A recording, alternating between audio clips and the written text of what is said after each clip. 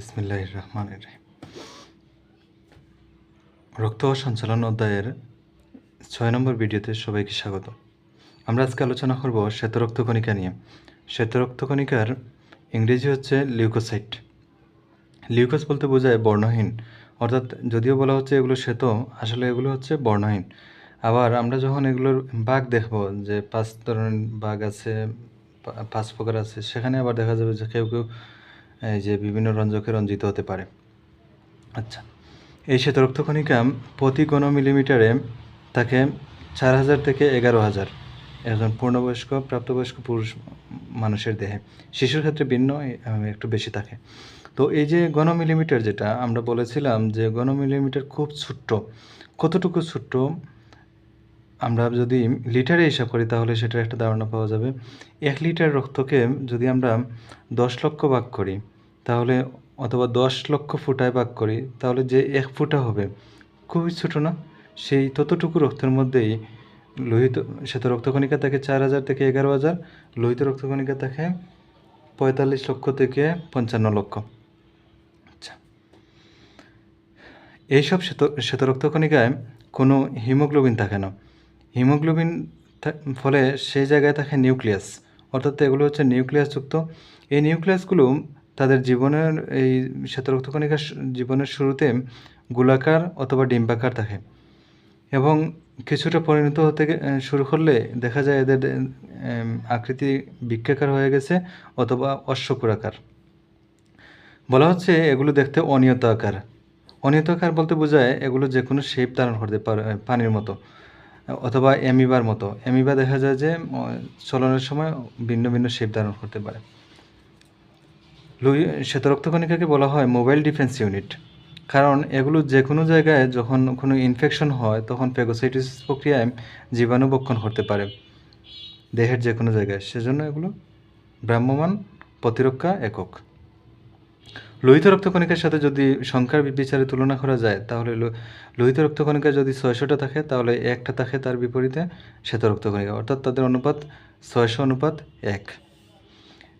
এখন এই যে 4000 থেকে 11000 যে প্রতি ঘন মিলিমিটারে বা মাইক্রোলিটারে থাকে, সেটা যদি দেখা যায় যে বেড়ে যায় কোনো কারণে, অর্থাৎ 11000-এর উপরে যদি হয়ে যায় বা আরও বেশি পরিমাণ হয়ে যায়, তখন সেটাকে বলা হবে লিউকোসাইটোসিস। এখানে অসিস বলতে বোঝাচ্ছে অ্যাবনর্মালিটি। অ্যাবনর্মাল কারণে যখন লিউকোসাইটের পরিমাণ বেড়ে যায় তখন তাকে লিউকোসাইটোসিস বলা হচ্ছে। আর ফেনিয়া বলতে বোঝায় ডেফিসিয়েন্সি, মানে কমে যাওয়া। তাহলে লিউকোসাইট যদি কমে যায় আমাদের রক্তে তখন তাকে বলা হবে লিউকোপেনিয়া। আর লিউকেমিয়া বলা হচ্ছে যদি অ্যাবনর্মাল লিউকোসাইট সৃষ্টি হয় এবং যেগুলো এই যে অনেক বেশি পরিমাণ, ধরা গেল যে 20,000 30,000 এরকম যদি হয়ে যায়, এবং রক্তের, এটাকে বলে রক্তের ক্যান্সার, এবং একে বলা হয় লিউকেমিয়া। আমরা জানি লিউকোসাইট বা শ্বেত রক্তকণিকাকে প্রধানত দুইটা ভাগে ভাগ করা হয়েছে। একটা হচ্ছে অ্যাগ্রানুলোসাইট। আমরা বলেছিলাম যে আগের ভিডিওতে অ্যাগ্রানুলোসাইটকে আমরা মনে রাখতে পারি এমএলএ দিয়ে। এমএলএ বলতে অ্যাগ্রানুলোসাইট, লিম্ফোসাইট এবং মনোসাইট। তো এই অ্যাগ্রানুলোসাইট যেগুলো আছে সেগুলো হচ্ছে দানাহীন। দানাহীন কারণে এগুলো অ্যাগ্রানুলোসাইট নামকরণ করা হয়েছে। আর স্বচ্ছ বলতে বোঝায় যার মধ্যে দিয়ে আলো পাস করতে পারে। আর এই যে অ্যাগ্রানুলোসাইটস যেগুলো আছে সেগুলোর নিউক্লিয়াস দেখা যায় বড় এবং অখণ্ডায়িত, অর্থাৎ এদের একই সাথে একটা নিউক্লিয়াস থাকে, এর মাঝে কোনো খণ্ডক থাকে না। কিন্তু বাকি যেগুলো আছে গ্র্যানুলোসাইটস যেগুলো আছে অর্থাৎ দানাদার, তাদের সেগুলো হচ্ছে নিউট্রোফিল, ইওসিনোফিল, বেসোফিল। এগুলোর নিউক্লিয়াস হচ্ছে খণ্ডায়িত এবং দেখতে সাধারণত তার নিউক্লিয়াসটা ছোট দেখা যায়।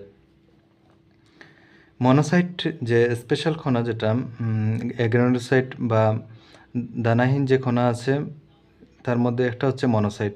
মনোসাইট দেখা যায় 2 থেকে 5 দিন এই যে এদের গড় আয়ু, এবং টোটাল যে শ্বেত রক্তকণিকার 2 থেকে 8% এগুলো থাকে, এবং ফ্যাগোসাইটোসিস প্রক্রিয়ায় এটি গুরুত্বপূর্ণ ভূমিকা পালন করে। আমরা এই যে দানাহীন যে লিম্ফোসাইট অন্য একটা কণা আছে সেটা নিয়ে আমরা আলোচনা করি, যে এগুলোর একটু গড় আয়ু একটু বেশি, 100 থেকে 120 দিন। তো এই লিম্ফোসাইটকে আবার ভাগ করা যায় টি লিম্ফোসাইট, বি লিম্ফোসাইট।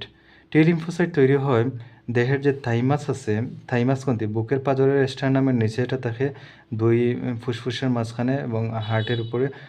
তো এই থাইমাস গ্রন্থি থেকে এটা তৈরি হয়। এখান থেকে আবার তৈরি হয় এই যে টি লিম্ফোসাইটকে আবার ভাগ করা হয়েছে মেমোরি সেল, মেমোরি টি সেলস, তারপর সাইটোটক্সিক টি সেলস, রেগুলেটরি টি সেলস, হেল্পার টি সেলস, এগুলো এরকম ভাগে ভাগ করা হয়েছে। এগুলোর আলাদা আলাদা কাজ আছে। বি লিম্ফোসাইট যেটা আছে সেটা সবচেয়ে গুরুত্বপূর্ণ, কারণ এগুলো অ্যান্টিবডি তৈরি করে।